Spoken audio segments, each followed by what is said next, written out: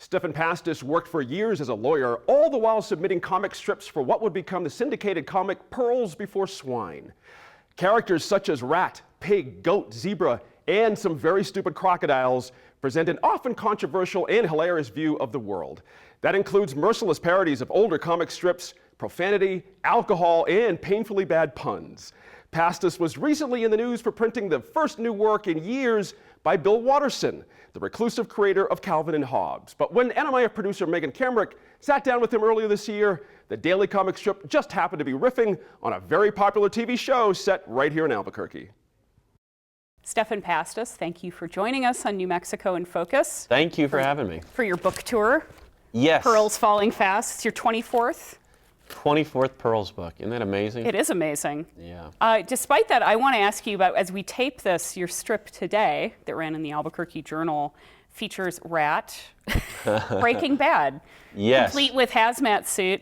And he and Pig are looking for a slimy, unethical Saul Goodman type lawyer to help them. And you are in the strip and you raise your hand. Yes, they found me because I was a lawyer for 10 years. I don't know if people know that you were actually a lawyer, so why did you pursue a law career? You know, I think it was for all the wrong reasons. It was really because I knew lawyers made a lot of money.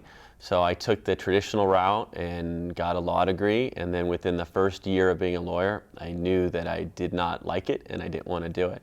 So it was really a mistake. When you go into something for just money like that, it's probably not a good idea. But you were drawing all the time. I was always drawing, like at nights and on weekends, and so the hope was that I would get syndicated, my comic strip would get picked up to go into newspapers, and then I could quit being a lawyer. So I would always submit these strips, and they would always get rejected for years. It took a long time. What was it like trying to break in? It was so depressing because you would write something and you think it was really good, and you would turn it in and you would get all form rejection letters. And it's hard to justify that time commitment. And so, but I got one editor who wrote me a handwritten rejection. And that little handwritten rejection is like the little string I hung on Really? to. Yeah, so that kept me going, and then after about 5 years of it, they liked the Pearl strip, and that's when it took off. And you got it, they posted it online, right? Yeah, they did this really weird experiment. They were supposed to launch me in newspapers, and then the salesman for the syndicate came forward and they said, there's no way, this won't sell. Why? It has no demographic. Yeah, they're stick figures, they talk about death, nothing seems to happen. So they said, we're not gonna put it in papers. We're just gonna put it online and see what happens. So they put it online and it did okay, but it didn't do great. And then Scott Adams, the creator of Dilbert, turned out he was reading it online, and he told all of his readers to go read it. And so the hits, which I was watching, went from like a 2,000 hit day on a Tuesday to 155,000 hit on a Wednesday, because that was Scott's following. They all came to read it.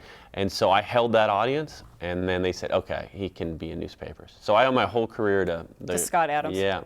Well, I was going to ask you also, you approached Charles Schulz. You both had lived in Santa Rosa when he was at a cafe. Yes. And he actually sat and talked with you about your work. He totally did. hour. First off, I had the worst opening line ever because I walked up to him when he was at his table and I said, hi, Mr. Schulz, my name is Stefan Pastis and I'm an attorney. So he thought he was getting served with a subpoena. So his face just went white. So that was terrible. But then I said, I also draw. And the minute I said that, he cleared off the seat next to him and he said, come sit down. So he talked to me for an hour and I was a total nobody. I wasn't syndicated yet. He was great. Yeah. Is that kind of camaraderie typical among comic strip artists? Yeah, and it shouldn't be because it shouldn't be. it's a zero-sum game, and you know most people probably don't know this, but if I go into a newspaper comic section, if Pearls goes in, something goes out. There's only so many newspaper slots, so I only win at somebody's expense. And yet, the 200 of us in the United States who are syndicated cartoonists are friends. We have more in common than that. You know, it's such an odd job where you sit at home by yourself and you do this little thing that goes out there. It's very strange, and so that common part kind of outweighs the competitive part. So, yeah. Now, that said, you often make fun of other comics Yes. and Pearls. I will say one strip in your book has Billy from Family Circus invading the strip, beating up the other characters, swearing at them, Yeah. in revenge for Yeah. all the fun that you've made of Family Circus. So Yeah. what was Bill Keene's reaction to this? He was so great. So the most offensive ones I did were when the family in Family Circus harbored Osama bin Laden for a week because they were so out of touch. They had no idea who he was. So they all ended up going to Guantanamo Bay and they were imprisoned. And so Bill Keene, the original creator, liked it so much that he asked me for the original of the most offensive one. And when I went and visited him at his house in Arizona, he had that hanging and framed in his studio. So he had a great sense of humor. So when people write to me and they go, "How can you do that to the poor Family Circus? This is outrageous." I always want to say, we're friends. They think it's funny. You know, it's great. So they don't mind. What do you think your biggest influences are in terms of other comics that you were Well, growing up? for me and every cartoonist you see on the comics page, it all comes down to one man. We are all influenced by Schulz. Schulz is the root of the tree that we all come from. You won't find a cartoonist on the comics page who does not say he was not influenced by Schulz. Everybody was influenced by Schulz. Really? He's the beginning and the end for all of us. He changed all of cartooning, for sure. What about others that you? Yeah, well, so when I was sort of a teenager, it was what we call the Big Three, Calvin and Hobbes, Bloom County, and The Far Side. And then most directly, literally, I learned how to write a 3-panel strip from reading Dilbert, which may be why I ended up liking it. I was more or less mimicking him. I just went through all his books and I learned how to do it. Because a 3-panel strip is different than a 4-panel. You have no time to waste. You have to set the whole premise in one panel, because that's it. Are all the different animal characters different parts of you? Yeah, and that also came from Schulz. I asked him that question when I met really? him. Okay. Yeah, I said, where are they all different people? And he said, never base a character on someone else, because the only person you truly know is yourself. So if you don't base the characters on you, you won't know them fully enough to have a well-rounded, believable character. So the result is, Rat is definitely me, as sociopathic as he is. But Pig is also me, and Goat is me. The Crocs, to some extent. I'll walk around the house with my kids and talk to them like the Crocs, which they think is horrible and annoying. Guard duck. And the guard duck, yeah. I mean, they're all aspects, yeah. No, you said that, I've read interviews, you said Rat is most like you, which seems, you seem like a nice guy, Stefan, and Rat is nasty and cynical. Here's what it is. When you drive on the freeway and somebody does something mean to you, you know that voice in your head that says you want to do A, B, and C, but you don't? Rat is the one who does that. So Rat is your id. Yeah, I think he's everybody's id. You know, that's the fun part about comic strips. You can have that release valve. That's why I think it's so nuts when people complain about comics. I mean, that's the one area where we should be able to sort of run free and not tamp that down. It's like a pressure valve, you know, releasing that anger, or whatever you have, in the form of humor. Now, in one storyline in this book, Rat occupies Sesame Street rather than Wall Street, and he tells Grover to shut his mouth. Yeah. And then to get him off Sesame Street, PBS lets him host Mr. Rogers' Neighborhood, which he then proceeds to drink a beer on air, and then jihadists take over King Friday's castle and make Rat wear a burqa. Have you no shame, sir? And that last one, yeah, that last one got me into a lot of trouble. That jihadist thing was a big deal. Yeah, there were, for the depiction of Muslims, I got in trouble. For the depiction of how they treat women, I got in trouble.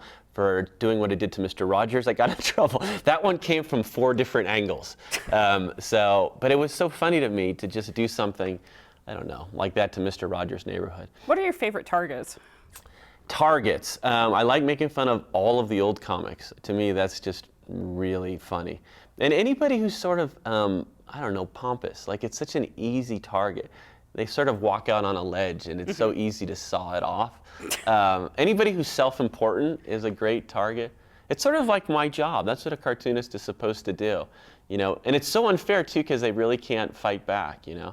Like, if I make fun of somebody in a comic strip and they get really mad, what can they do? If they get really angry, it's just a comic strip. You know what I mean? It's almost like they look silly getting really angry. So, and I have the final say, because if they make me mad in their response, I can just do it again the next day. Do you feel like you're getting away with stuff whenever you see these show up in print? You're like the class clown that the teacher can't control. You know what I mean? Like, I just get to pass these notes to people, and I don't get in trouble. Instead of getting in trouble, people pay me to do it.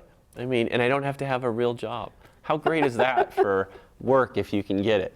Now, people who read this know that you put yourself in the strip a lot, as with Yes. the Breaking Bad strip. And one of the running gags is an elaborate setup to a very bad pun. Yeah. And then the characters take revenge on you. They beat you up, torch Yeah. your desk, put you in cement shoes, and throw you in the ocean. You even had Rat kicking you in the groin.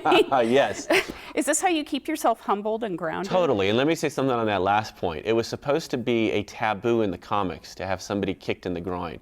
So that was, I was breaking barriers with that one. I was so proud of that. And Scott Adams wrote to me and said, I can't believe you had that in your strip. Way to go. Like, that So you broke the barrier. Yeah, I was really proud of that. I know I probably shouldn't be, but yeah, that was funny to me. Yeah.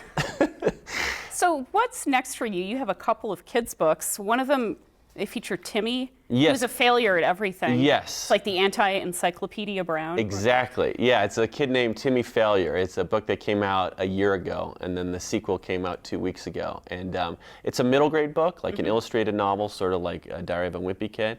So Timmy thinks he's a brilliant detective, but he's really not smart at all. And he's got Like usual children's I know. He's got a polar bear sidekick. So yeah, it's really fun.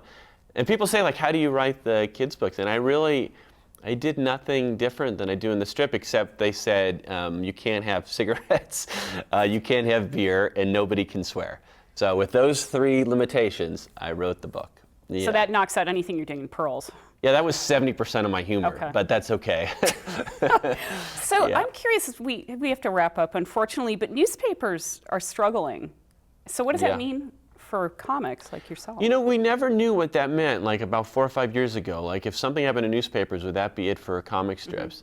We still don't fully know, but we have learned one thing, that with social media, the need for comic strips is as great as it's ever been. It serves this function to get in and out quickly and laugh. And people always want to share things like that. So when you post one of those things on Facebook or any social media, it gets spread like crazy. But how do you guys get paid then? That's the key question. Yeah. So for me, I mean, the books are, always a good thing. And so, but the newspapers are still, the bulk of our earnings. So if something really happened, I don't know what would happen. But I also believe at the end of the day, every town needs a newspaper. I don't know if that will be delivered digitally or physically, but you have to have somebody reporting local news. So I'm not too worried. I think that survives. I just don't know the delivery method. So, and then if that survives, we survive. So, yeah, that's good. Okay. Well, Stefan, I'd like to, if you could stick around, we'll continue a little bit more on the web. Let's do it. Thank you so much. Sure, for thank stopping you. by. Thank you.